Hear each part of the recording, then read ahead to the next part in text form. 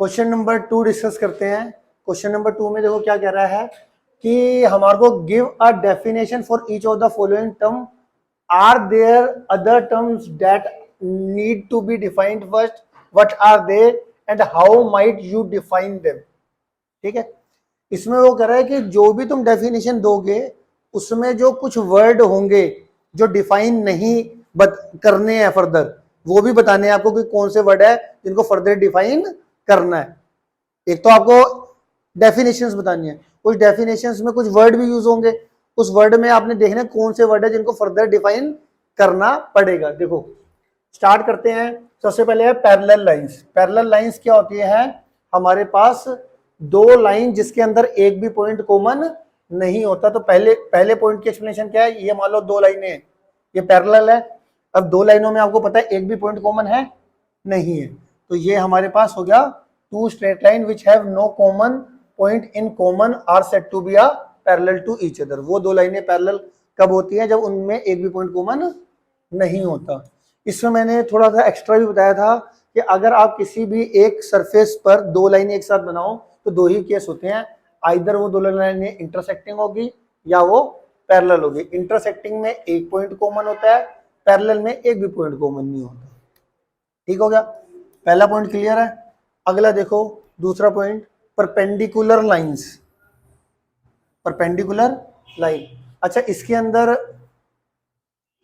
अंदर हमने जो पैरेलल लाइंस है इसमें हमारे पास एक तो पॉइंट वर्ड पड़ा था, पॉइंट, और दूसरा पड़ा था हमारे पास टू स्ट्रेट लाइंस पड़ा था, एक वर्ड।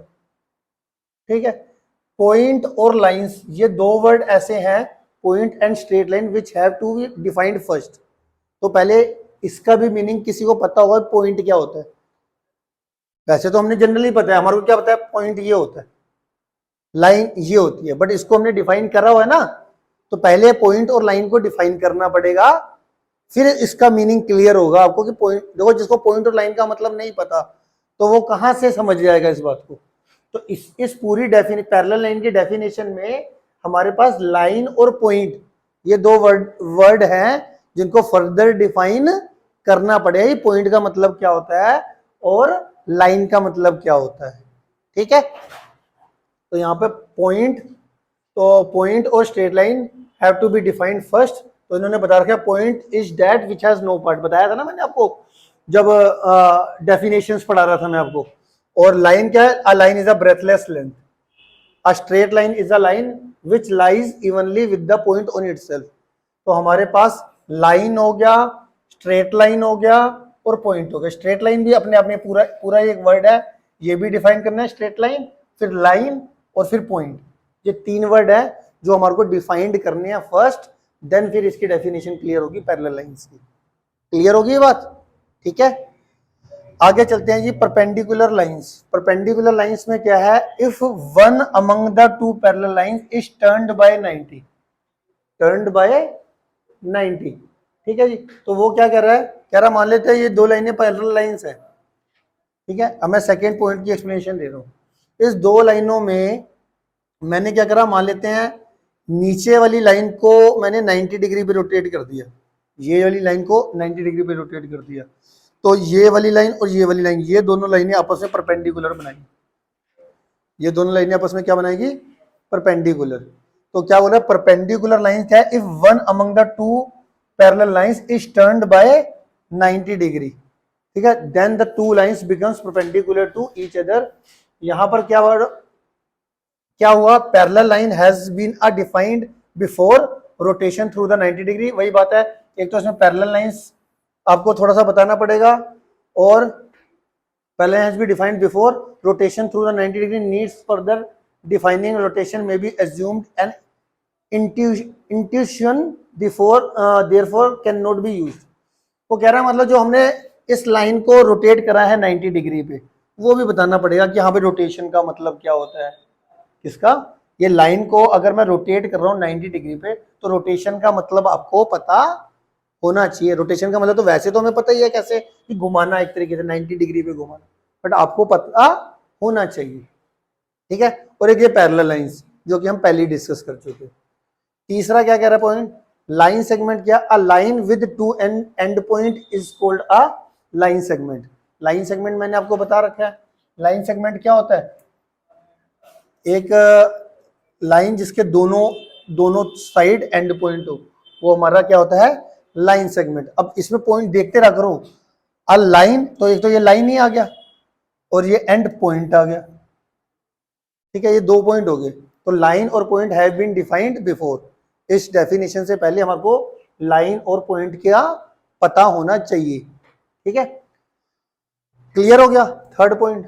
फोर्थ पॉइंट देखो, radius of circle, the line segment with one and point at the centre and other at any point on the circle. कह रहा कि हमारे पास रेडियस क्या है, एक लाइन सेगमेंट है, और लाइन सेगमेंट आपको पता है लाइन सेगमेंट क्या होती है, लाइन सेगमेंट के दोनों साइड एंड पॉइंट होते हैं, तो एक एंड पॉइंट तो सेंटर के सर्कल पे होना चाहिए और दूसरा सर्कल के ऊपर होना चाहिए, तो वो रेडियस को डिनोट करता है, ठीक है। तो रेडियस ऑफ अ सर्कल क्या है, line segment with one and point at the centre and other at any point on the circle, point on the, तो अदर जो एंड होगा वो सर्कल के किसी पॉइंट पर होगा, क्लियर हो गया।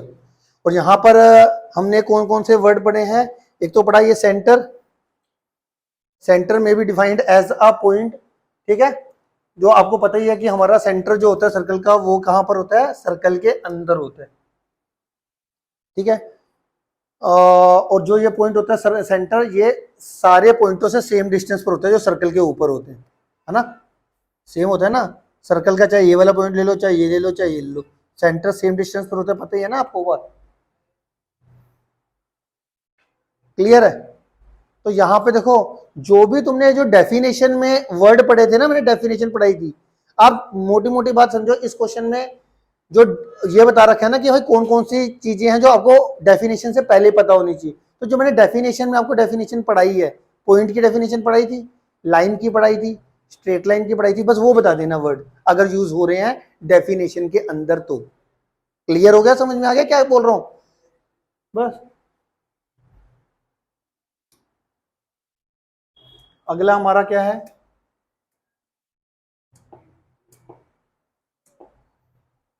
ओहो,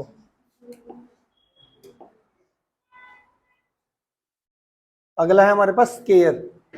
स्केयर देखो, स्केयर क्या, अ quadrilateral with all sides equal and all angle right angle is a square, all angle is a right angle. तो हमारे पास क्या हुआ कि यहां पर मान लेते हैं एक क्वाड्रिलेटरल ले लेते हैं, क्वाड्रिलेटरल ले ली, तो कह रहा है अ quadrilateral with all sides equal, with all sides equal and all angle right angle, और जितने भी ये एंगल हैं ये सारे क्या होने चाहिए, राइट एंगल होने चाहिए, देन ये क्वाड्रिलेटरल एक स्क्वायर बन जाएगी, क्लियर है। तो इसके अंदर क्या है, अ quadrilateral is a figure with four sides. आपको पता है क्वाड्रिलेटरल का मतलब क्या होता है, क्वाड्रिलेटरल का वैसे मतलब क्या होता है कि कोई भी एक मेरे पास क्लोज फिगर जिसकी फोर साइड्स होती है, जिसकी फोर साइड होती है, चाहे वो इक्वल हो ना हो, क्वाड्रिलेटरल तो होता है ना बस ये चारों साइड्स, चार साइडों से क्लोज फिगर बनना क्वाड्रिलेटरल होता है, ठीक है, पता ही है। तो ये एक तरीके की क्या फिगर है, तो यहाँ पे फिगर साइड एंगल में बी एज्यूम्ड नोन, तो यहाँ पे फिगर वर्ड पता होना चाहिए, साइड पता होना चाहिए, मीनिंग एंगल का मीनिंग पता होना चाहिए, क्लियर है। तो ये हो गया हमारा क्वेश्चन नंबर 2।